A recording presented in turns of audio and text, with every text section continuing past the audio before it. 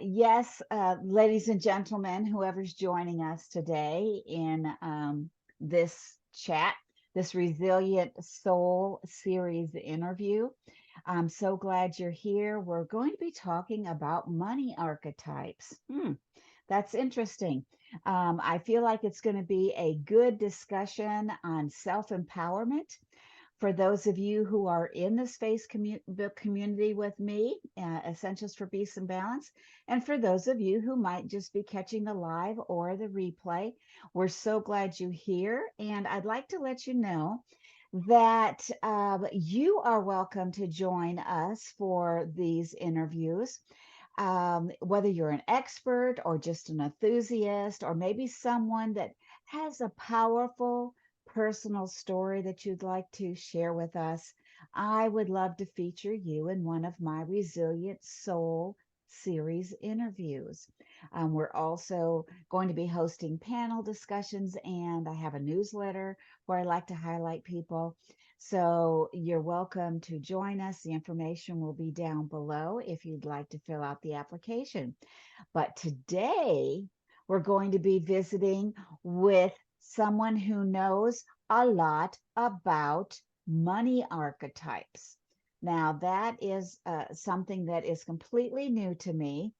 And I know Christina's an expert in this field, so I'm so thrilled to have her with us on this call today. We're going to kind of delve into aspects of, building that self-trust and that self-esteem and that self-empowerment that is a way for us to empower ourselves, and be more, do more, and see more. So I'm here to share with you, and I'm going to let Christina, who is a multi-passionate coach who supports women entrepreneurs who want to be in a better relationship with their money. But I feel like it's not only entrepreneurs who can benefit from gaining confidence and learning how to take charge of their money mindset. So, Christina, would you be ready to take the floor and just give us a little bit of a bio about you and how you got to where you are right now? Okay, thank you very much, Cindy, for inviting me to this wonderful platform and engaging in this interview. I'm so excited to be here. And you're absolutely right. This doesn't just cover business, this covers all aspects of your life. So, as you said, I am a multi-passionate coach who supports new and pivoting entrepreneurs on their journey. I am a third generation entrepreneur. So I really get the sense Wow. I like to support people as they gain confidence in their leadership Ah. and start developing that rapport with your money because money mindset can be so sneaky. It pops up at different times in different places. It's kind of like a groundhog. Uh, okay, so we're to get in the groundhog, and I think we can all kind of relate to that groundhog because we've all seen the shadow or the non-shadow. And to be honest with you guys, this year I have no clue whether he saw his shadow or not. But anyway, I like the idea of building a better relationship with your money. And before we got on here today, I spent some time filling out a money assessment. So, as an expert, I feel like in this field that you are going to be able to share with us a little bit about yourself and your story. And it sounds like, if I remember right, you met a mindset mentor about a year ago that had an impact in your life related to money. So, why don't you tell us a little bit about that? Absolutely. So, money mindset blocks are very difficult to see. because like the groundhog, they pop up in different places at different times. So as I was talking with her, all of a sudden this light bulb went off, which my whole entire life, I won't say how old I am, but I've lived a lot of life. I didn't realize what my blocks were until she asked me one simple question. And so it really changed everything I thought I knew on its head. Because I said I wanted to earn a living and have the support of having my money be there. You know, I want to be able to earn a full-time income. And she said, haven't you done that before? And I said, yes. And she says, what do you really want? And what I really wanted was security. Mm. And I didn't realize until that moment that no matter how much money you make, that for many people, it's connected to security, feeling secure that it will be there when you need it. Mm. And so she changed my whole money mindset on my head. So I decided from that point forward, I wanted to help other people step into a new abundance money mindset, meaning to step into a different reality about how there's money everywhere. There's plenty of money for everyone. We're not fighting over the same pot of gold. There's Very infinite money true. possibilities. Mm. So there's always the option of diving into those opportunities. Well, it seems to me like being aware of what those opportunities are, in a different way of looking at money is something that most of us haven't really experienced, or at least can acknowledge, or put a finger on it, as to what it is that it means to be in abundance, what it means to have a lack money mindset or a whatever money mindset. So that's one of the reasons as well that I wanted to chat with you in this group, because I have heard that terminology going around, and to be honest with you, I've never delved into it, so I don't quite understand it. I kind of have a little bit of an idea, but that's about it. So,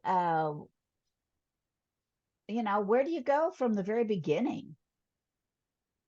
So I had the major revelation, and I realized, and for everybody out there who may seem frustrated or who may say, I can't change my money mindset, that's totally not true. And to please be very patient with yourself, because it takes time to change the years and years and years it took to get to this point. Society tells us one thing, parents tell us one thing, our friends tell us another thing. And as entrepreneurs, many people who are in the traditional workplace have been getting messages from their friends, family who are in the traditional workplace, what it is to get money. You have to work harder, you have to work more hours, you have to maybe take on some beliefs that really aren't connected to you. And so, everyone has the potential to change their money mindset.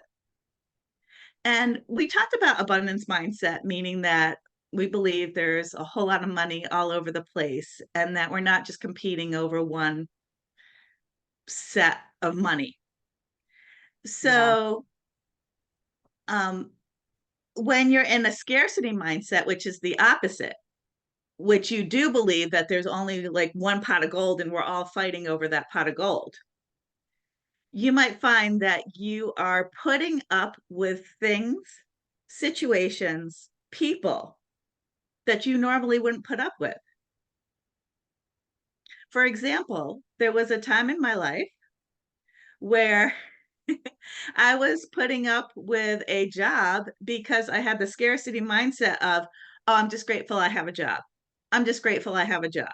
And every time a new challenge or hurdle was put in front of me that didn't align with who I was, I would keep saying, oh, but I have a job. So I put up with a lot of things. Yeah, and I can understand that. I am an educator. I worked for the public school system. And in the beginning, it was a lot of fun. I loved it. I enjoyed what I did. I loved the children. But the more you prove yourself, at least this is my experience, the more work they put on you. And when you're on a salary, you can't really say no, or at least that's what I told myself. I can't say no. I went to college, I got, a master's degree in all this stuff, and I can't just walk away from it. So, I feel like there's a way of addressing these little things that are keeping us stuck in feeling like there's nothing we can do because at least we've got a job. That you there are This is my personal feeling, and I don't have anything to back it up necessarily, that it doesn't mean you have to just forsake what you're doing, walk away and try to start a business of your own. I think if you understand your money mindset and if you understand what's going on underneath there, you can reframe how you see things and still tap into that more abundance rather than scarcity. What are your thoughts on that one? Oh, absolutely. Absolutely. Because there's always possibility for raises, there's possibilities for um, bonuses. I also worked in the public school system. Ah, So it's a situation where you have to please the children, the parents, the administration, the other teachers, you a- know, a- and the state and the federal government. absolutely. Oh, test it. Don't even get me started. Anyway, I was Oh, also a college, for most of my career, I was a college assistant professor and assistant librarian. mm. So, um, Very so yeah, cool. I mean, So that's really neat to know that you and I have kind of that in common. So I'm kind of wondering if maybe when I took the assessment that you shared with me, and I'm sure people that are listening, if they want to tap into that assessment, you'll help them access it. But you told me when I gave you my top three, which I have no idea what they mean, you said, "Ooh, I already knew the first two." And I'm like, that's different. So maybe it's because we have similar backgrounds in a way, and maybe I'm oozing this teacher public instruction kind of stuff. I suspected I knew your first two. Yeah. Yeah, well, very cool. So why don't we just kind of move on, and now that we've talked a little bit about mindset, scarcity, and abundance, I know that those two could be a chat on their own that lasts much more than one little interview. But kind of tell us in a nutshell about these top three archetypes, maybe, and what they mean. So there are 8 different archetypes, and Okay. we all have part of them somewhere in our lives.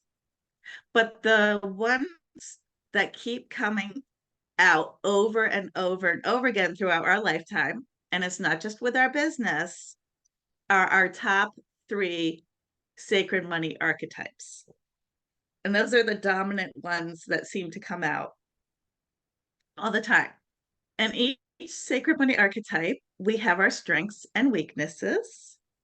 And to really educate yourself about your sacred money archetype can help you lean into those strengths and take action towards creating a better relationship with your money, because your money is like a friend, like a human being.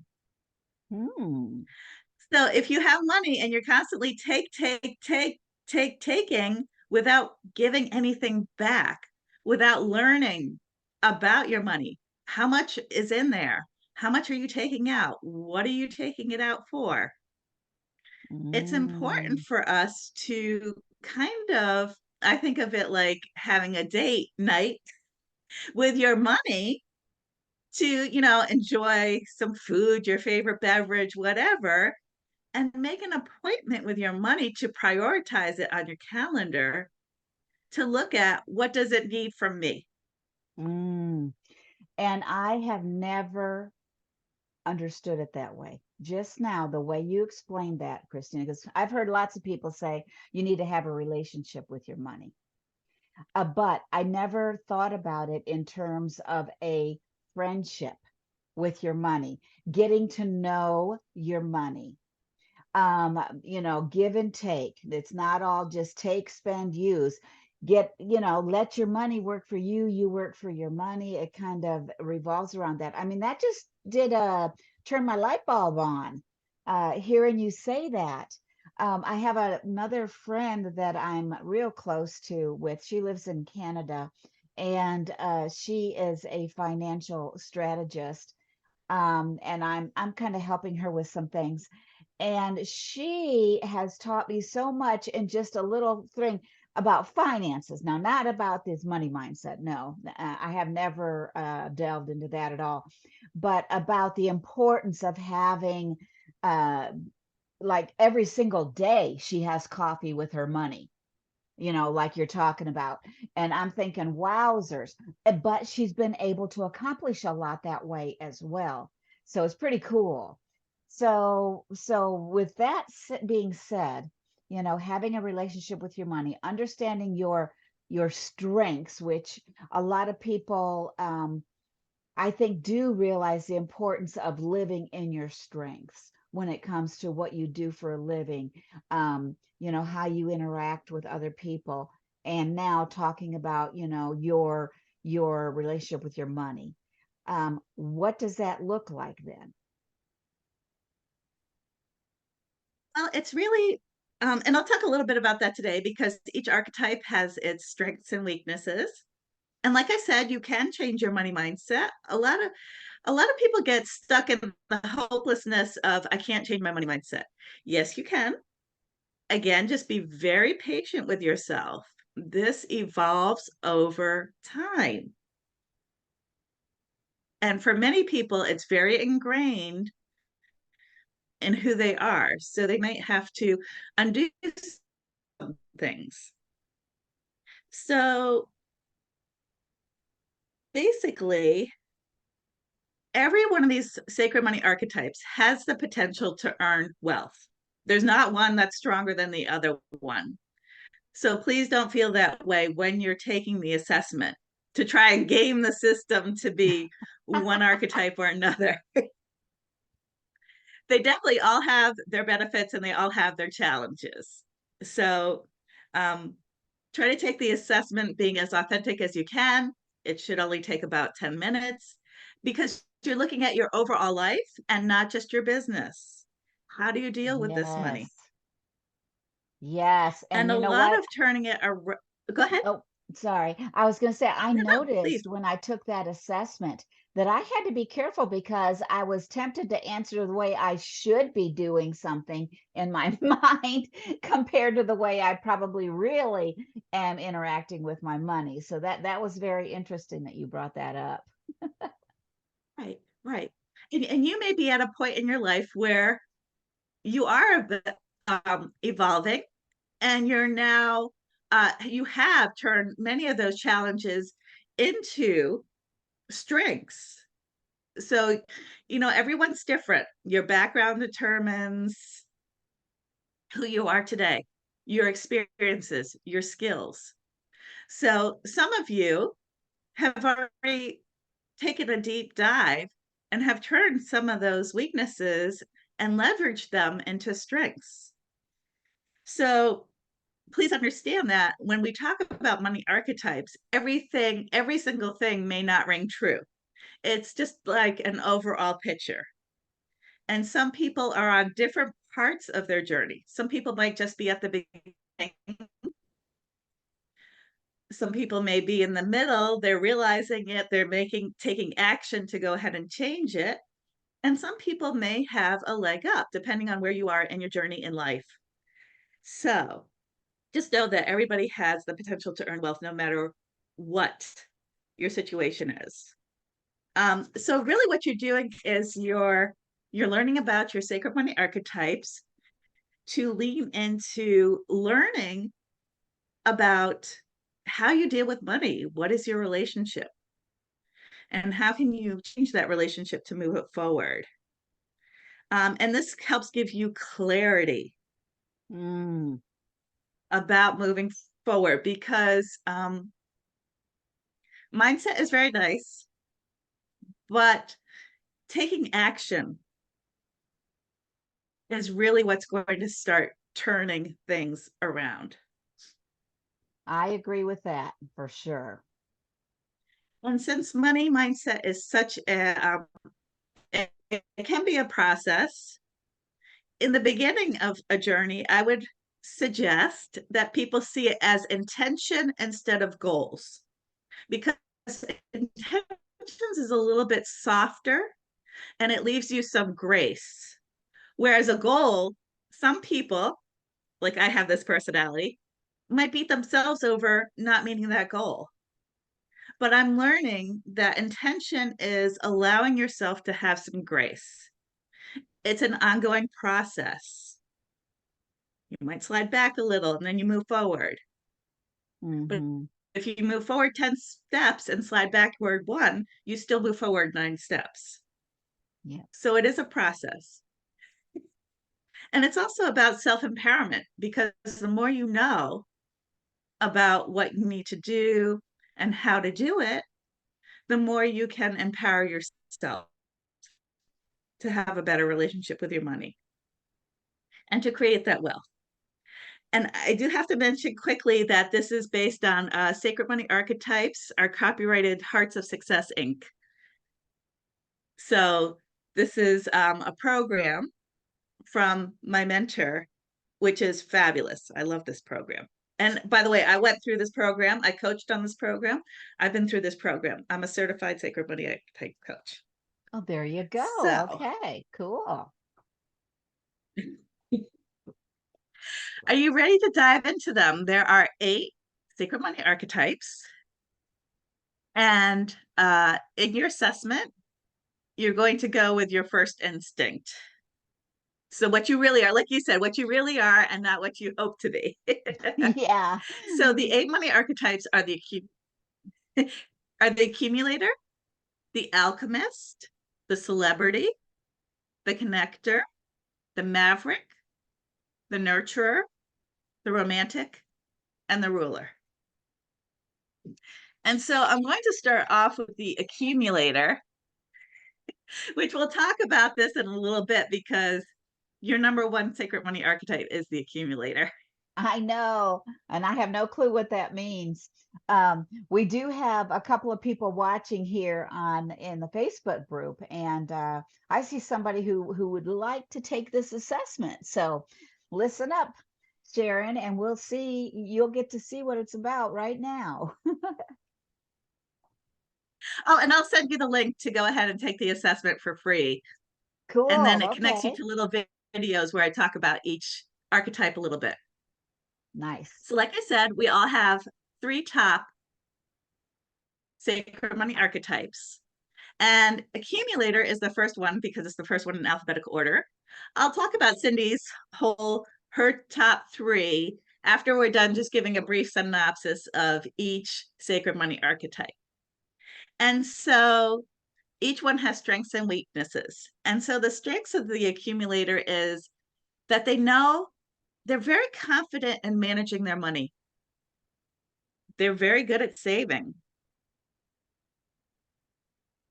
And they rarely ever carry debt. They illuminate as the inner banker. They're kind of like the bankers. They're very conscientious. They're trustworthy. They're disciplined. And their gifts are that they save easily, they create financial independence, and they are financially responsible. The flip side of this is that sometimes this can lead to feeling doubt, uneasiness about investing or spending any money, or sometimes being generous, because on the flip side, some of the challenges is that they're concerned that it's all going to fall apart tomorrow. So they want to hold on tight and not take advantages of opportunities. But their empowering mindset, the intent that will move them forward into their strengths, is to say yes to opportunities of investment.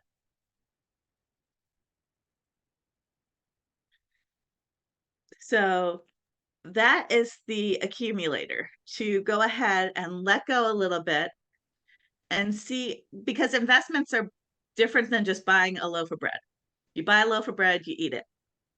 Investments are, like in your business, is maybe investing in coaching or a class where you actually physically participate, and then you use what you learned as part of making money. So it's not a consume it, done. It's an investment. It has the potential to make you money in the future. Yeah, yeah. And next, listening to you describe some of the characteristics of that archetype, now that you've explained it to us, yeah, that kind of feels like me. That's great. I'm the alchemist. That's my number one. I'm showing you the alchemist card. And some of my strengths, I find it easy to empower others.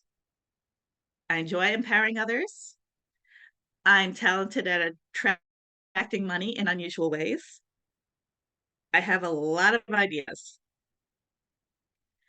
The flip side of that is that love-hate relationship with money. So for example, I get really frustrated and upset when I see these multi-billionaires spending money on themselves or things that I don't value, when I can flip that around and create a strength and say, you know what? I can take my ideas, I can monetize them, and then I can spend them on the charities that I value and never mind about them. So the alchemist's sacred strengths are: you're very idealistic, you're transformative, you tend to be daring, you're very good at creating ideas, you're good at championing others. I love to champion others. Seeing possibilities. The flip side or my challenges are relying on others for financial support, feeling judgmental about money, going back to the billionaires, what they should be doing with their money or what they shouldn't be doing, and discounting or rebelling against creating financial goals for myself. So the empowering money mindset for me, the intent that's going to move me forward, is the more that I do well in the world, the more that I monetize my ideas. And I'm not talking about monetizing every single one of your ideas, because as an alchemist, you will have many. Taking the ideas that align most with your business, that will be profitable. So doing well in the world, creating that wealth, the more you can help others and give to the charities that you value. So that's the alchemist. The celebrity is the next on the list. And the celebrity is, they love being recognized for their generosity. They love to spoil people and themselves. They love to live life to the fullest. You think that showing wealth will protect you against judgment. They're very charismatic. They're very magnetic. They're very confident. And their gifts are having leadership, helping others make a great impression, standing out in a crowd. Now, the flip side of that, or the challenges, can be spending more than you earn, kind of equating money with, if I spend more money on you, you'll be a better friend to me, kind of. Valuing status above financial security. Spending on appearances to avoid feeling empty or criticized. And so their empowering money mindset, or their intent, is to increase how much I love and accept and believe in themselves is priceless. So you can do things without spending money and still be valued. And the other thing is, with celebrity, is having the best of both worlds, creating enough wealth so that you can enjoy life to the fullest while still creating wealth. There you go. So celebrities need to start standing in their spotlights. Yeah. The connector. You and I both have connector as our second one. Oh. And I find that connectors attract connectors because mostly the people I read have connectors somewhere in there. They're all about collaboration. Forming relationships is more important to them than earning money. However, these relationships tend to lead to earned income. For example, being affiliates. I love earning money for people who have already created all these magnificent programs, all these I mean, there's no way I can create all these wonderful things, but to support them, I earn money as well as they earn money. So that's what I talk about when I talk about being a connector. That's one example of earning some income in respects to the relationship. With a connector, that you avoid sometimes facing money situations because you will hope that it improves on its own. And I admit that I have done this in the past. Again, work in progress. There you Give go. myself some grace. Always a work in progress. And the sacred states strengths are you're very trusting, innocent, resilient. Your gifts are not overly stressing about money. Your faith and optimism, creating valuable relationships. But the challenges might be a lack of financial independence, not feeling empowered with money, feeling overwhelmed with basic financial details. And when I talk about not feeling empowered with money, with connectors sometimes want somebody else to take care of the financials. Just do it. That's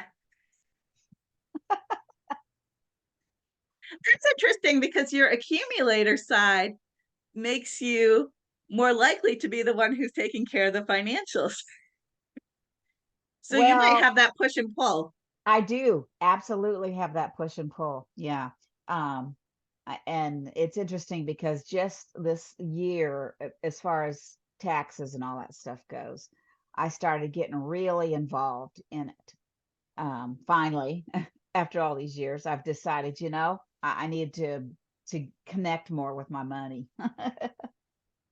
Excellent, excellent. So some of this is resonating with you. Yeah, definitely. And with the connectors, it's the intent there is to really, education is powerful, is going to empower you. The more you learn about your money, the more that will empower you. Yeah, and I feel like that's true in a lot of things in life. The more you learn and don't avoid, the more you learn, the better you understand, and the more confident you are, and the more empowered, like you said, to be able to make a difference. So it's all about being open to the process. Absolutely. And not being one of the difficulties that connectors has is that they don't want to look at their money because one of two reasons. They believe the money's always going to be there, or they're afraid to look and see bad news. Yeah, yeah, I can understand that. But when you look at your money, it's very empowering because this helps you decide what no longer serves you. If you look at your credit card and say, "Oh, I'm part of this membership," well, I'm not even doing this anymore. It empowers you to say no, or to say yes. I'm going to use that money instead and invest it in this opportunity. Or if there's an overcharge, you grab it right away. Yes, I have seen and heard horror stories from people who that keep a really close eye on there, and they have issues, major issues that got charged, and had they not been looking, it would have just stayed there.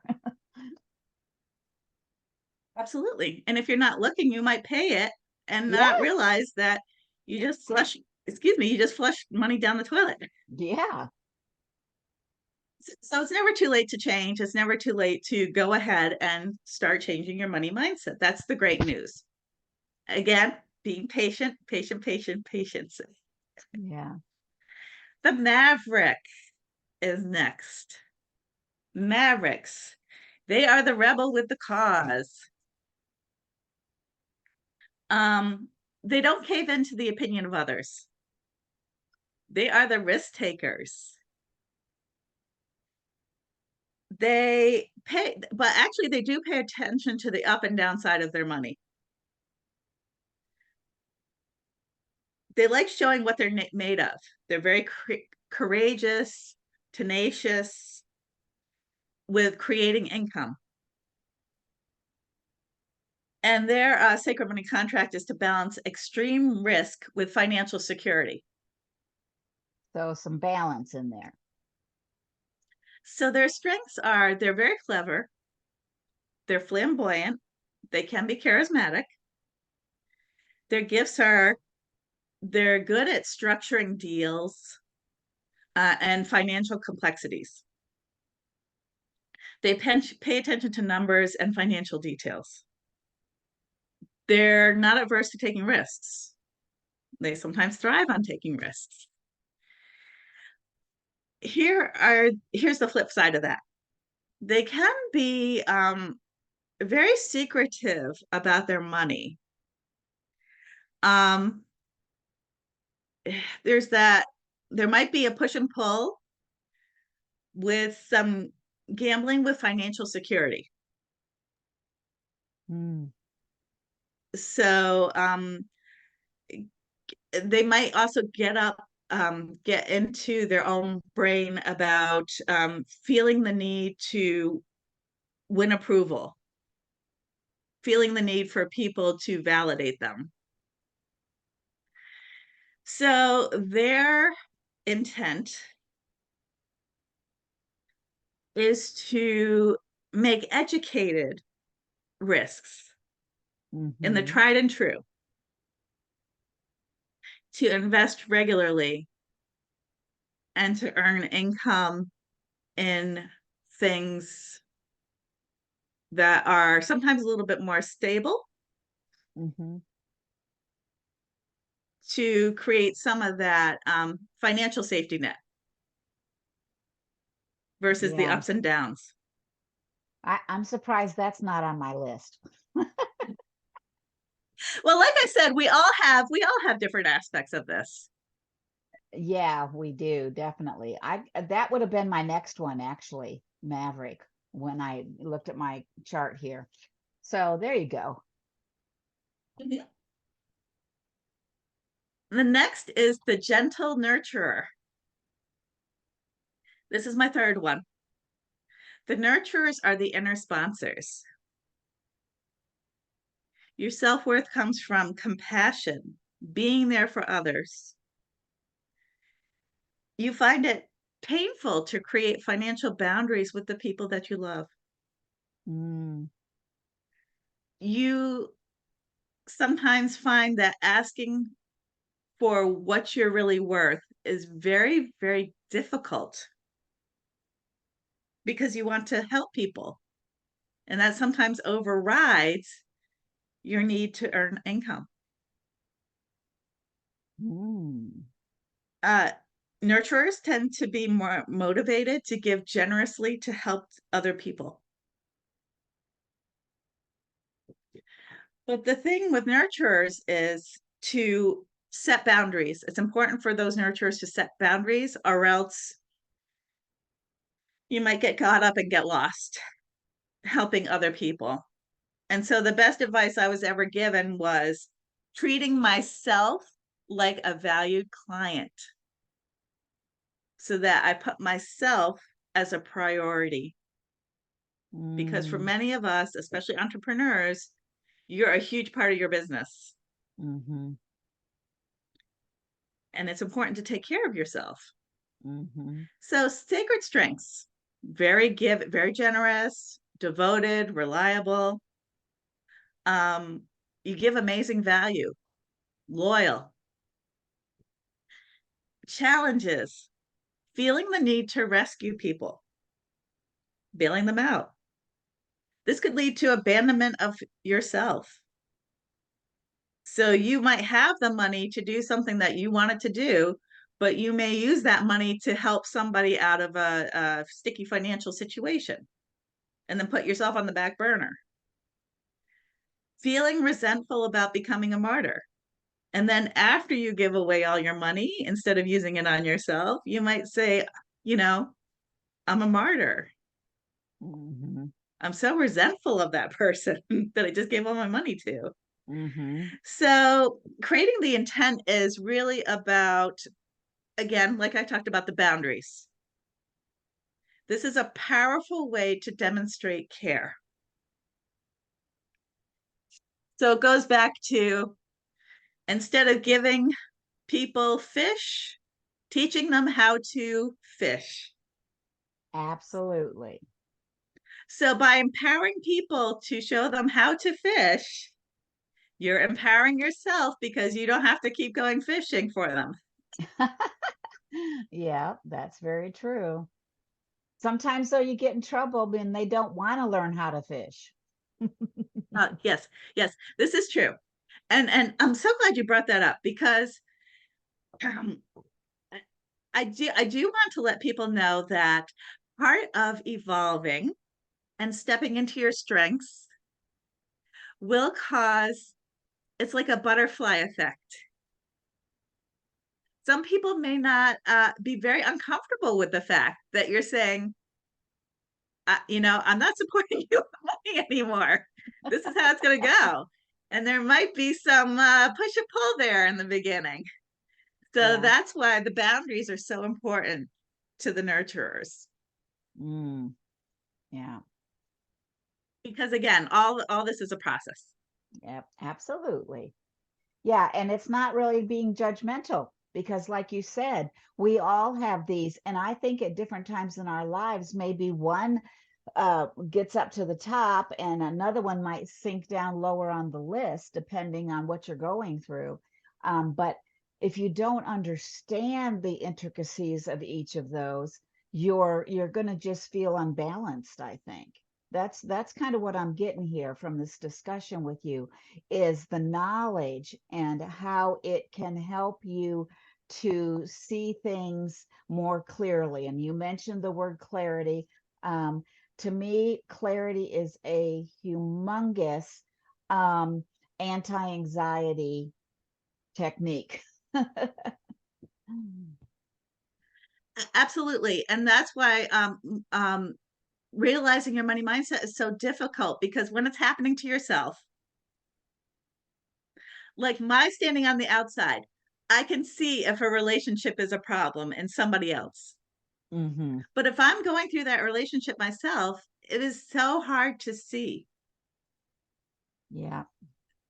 So it's really a lot of insight into being realistic about what you're doing and taking action to go ahead and change. And again, the patience, time, it's a process. Yeah, absolutely. All right, Now, done. our friend, Couple more. yes, two more. And then I'm going to tell you about Cindy. Oh, okay. And she's going to tell me whether, what rings true to her and what maybe doesn't. That's okay. Romantics, they are the inner hedonists. They Mm. spend money on things because they feel they deserve it. Mm-hmm. They often avoid making changes to their money. They can easily spoil people. And they tend to shrug off money habits that are really that don't benefit them. Romantics don't like to be told no when they're enjoying something, or they want to do or buy something that they would enjoy. And so with romantics, it's finding that balance of living your life to the fullest while being having that financial security. So their strengths are they're very luxuriant, they're very abundant, they're very pleasure seeking. They believe there will always be more. They tend to have an abundance mindset. There'll always be money there. It's coming. Don't worry about it.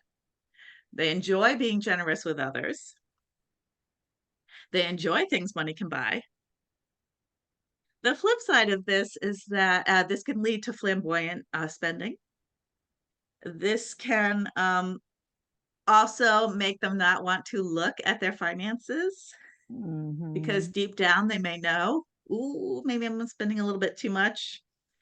Um, Spending to mask the feeling of feeling undeserved or underappreciated. Mm. So their empowering intent is to embrace and to create a secure future while always enjoying the best of life. So you can have both things. You can have your cake and eat it too. Sure thing. It's just tweaking a few things. Mm-hmm. Yeah, I can understand that. Now here comes your third money archetype, ruler. Yeah, This ruler. is Cindy's third money archetype, the ruler. You're an inner empire builder. Oh. You believe what you're creating now will bring you happiness in the future. The flip side of this, though, is that it tends to mean overworking. Guilty. You're great at empowering other people. I You hope to thrive on be. creating innovation and building something of lasting value. Mm-hmm. You feel safe and protected from danger by building your financial wealth. And you might be reluctant to pull money out of your business and are a little bit more cautious when spending and investing in your Mm-hmm. business. Yeah. So let's take a, you want to say something? I'm just agreeing. So your strength, you are courageous, you're visionary, you're determined. Your gifts are creating an empire where everybody thrives around you, Hmm. innovating exciting growth opportunities, you're very decisive and creating value. Hmm. The flip side of this, though, is sometimes you might not enjoy life because you're working too hard. Mhm. You might be chasing a moving money target. Oh, I made this much. Maybe I can make more by just doing this extra, extra, extra, Mm. extra. And never feeling like there's enough money sometimes. So the intent here is achieving prosperity and leadership with grace and ease. And the grace and ease is the tricky part Mm. of that. Yeah. And so I would say for the ruler, it's important to, as much as possible, to delegate. What do you mean by delegate? Freeing up your time by maybe hiring a VA to do some of the Mm. things that are important to your business, but are really kind of time suckers for you, or are Hmm. not what your strengths are. Yeah, and for myself, I can maybe see that as letting go of certain things that I felt were very, very important, but not really that productive. It might be something really fun, but not very productive. Exactly. Exactly. Because we all have a certain amount of time, energy, and resources. So prioritizing how we spend that time, money, and resources will fluctuate and evolve over time, right? Yeah, absolutely. And depending on what phase or season of life you're in, what you Exactly. need to do and how you need to do it, and what unexpected things come your way. Now, So, sometimes you can't control what happens to you, but you can control the way you react. yeah, and I imagine it's exactly the same way financially, you know, Absolutely. within your money, your mindset about money. Um, and that's honestly something I have never focused on as much, even in recent years. I mindset, yes, but more of an emotional, physical, maybe even relationship mindsets, but a little bit of lack going on there when it comes to the financial mindset. So I was really excited when I heard that we were going to be talking about that today. And I do feel like that we could have more and more discussions on this particular topic. The people that are interested in learning more about the archetypes, where should they start? I can give you a link to taking the assessment for free. And then within that folder, when you get the free assessment, there's a folder and it gives you directions before you take the assessment and how to take the assessment, what to think about, because you should only really take the assessment once, and it should be your overall picture of life. Because, like you said, one archetype might be dominant at one time and then sneak to the background. Mm-hmm. And I accidentally retook the assessment. And at the time, I was treating my business like a nurturer. So I thought my nurturer was number one and my alchemist was number three. And that didn't feel quite right to me. It's right that my alchemist is number one. Yeah. which is So what I originally got. yeah, so Excuse me. really what we're looking at is you're taking it now, and this is the starting point, and this is where we're going to go from here. And it just sounds so interesting. So I'm curious to know, once people take the test and they get their top three, Excuse me. then what's the next step before we have to say goodbye? Oops, it sounds like you're got a little bit of a tickle. Sorry. Same thing with me.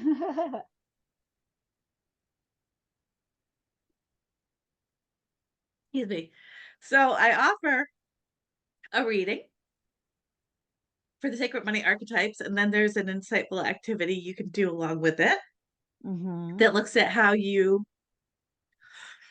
excuse me, use your Sacred Money Archetypes as far as your business. And then on the flip side, there's also with your personal life, there's an insight Hmm. sheet that we can do together to get more insight. And then I use a proven curriculum that helps people work through the journey of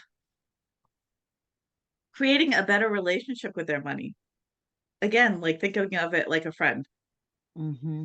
Yeah. If you keep taking from a friend and you don't give anything back, the friend's going to disappear. Yeah. I know. And when you said that earlier on in the discussion about the friend and the relationship, it just really brought it home to me. So I appreciate your insight on that. And so I would encourage the people that are listening to us, whether it's, you were here live with us or you're watching the replay, to look at the links.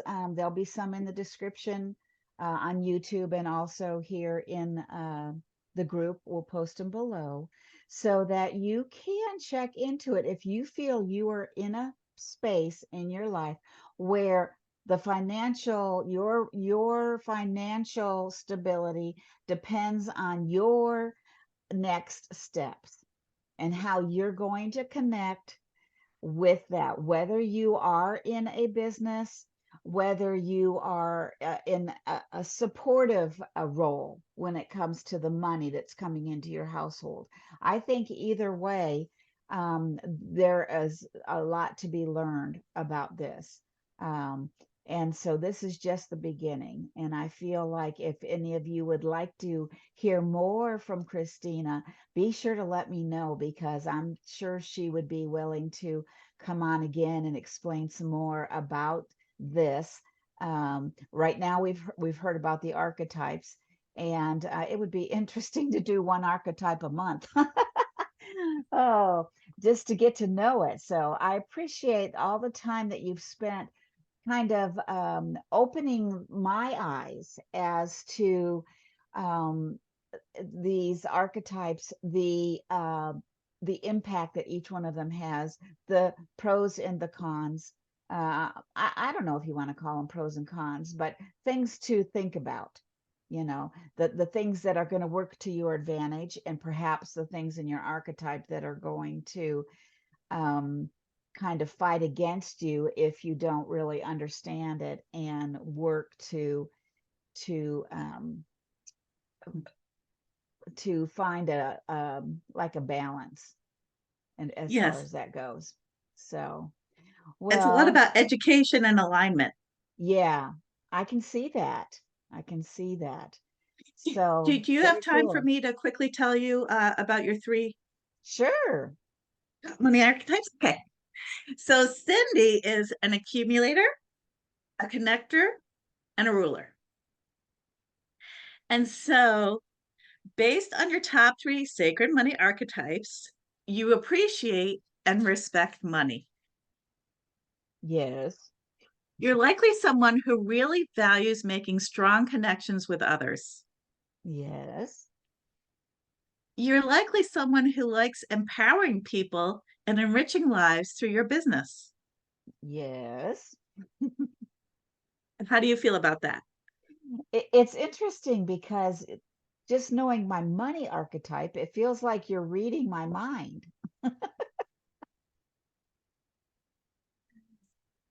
You're You're probably mindful at saving money and thoughtful about how you spend your money.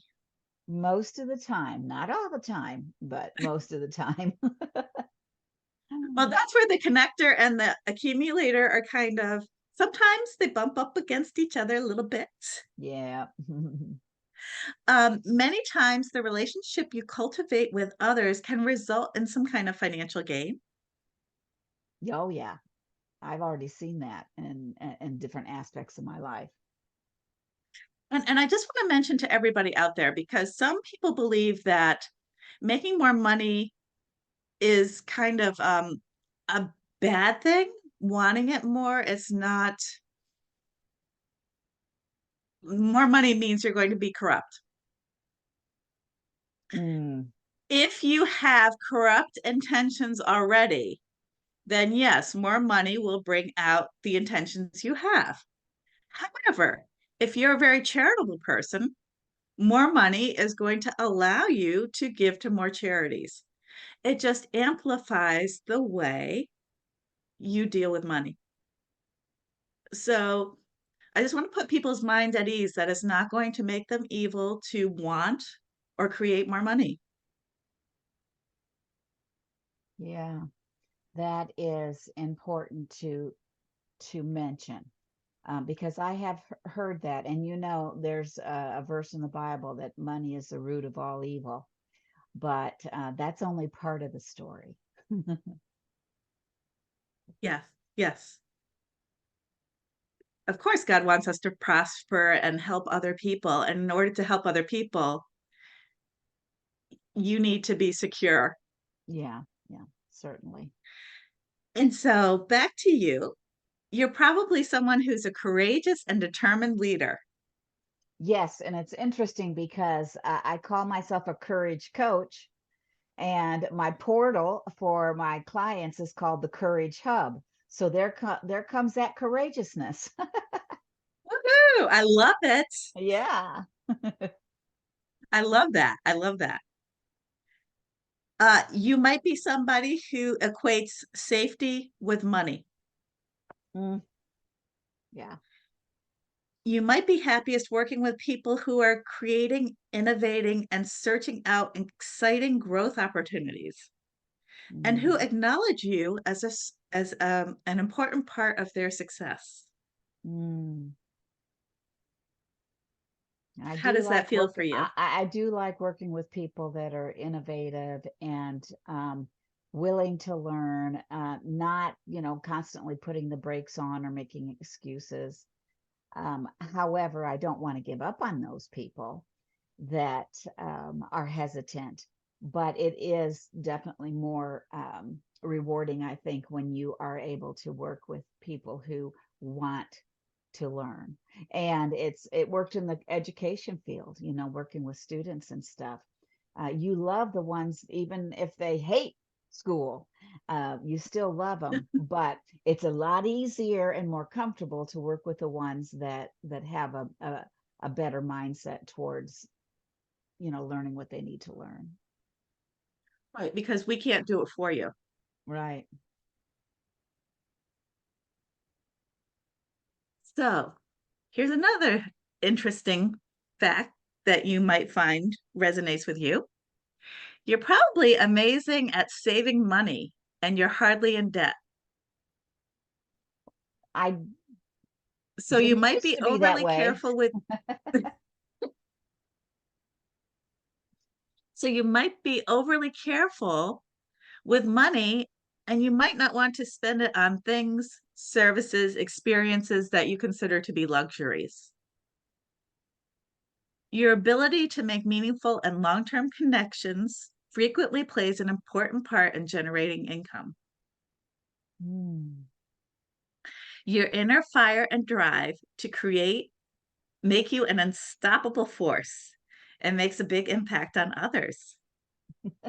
And it can result in significant income. At the same time, this drive might lead your business to dominating your time. yeah, I can agree with that for, at times. I try to have some balance. I strive for that for sure. But yeah, there are times when it dominates. Yes. Yes. So, and the last thing is having things be accurate and timely is probably very important for you. Ooh, yeah. Creating long-term meaningful relationships is probably also very important for you. And many Hmm. times there's a financial benefit. And you probably most love empowering people and enriching their lives through your business. Mm, yes. Yes, very true.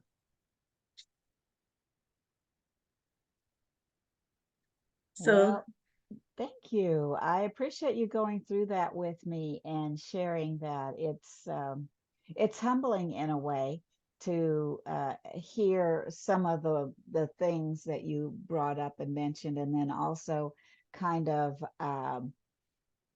reassuring to hear about that. It's just really cool. It sounds like a great study, and I can see why it is something that you were very drawn to.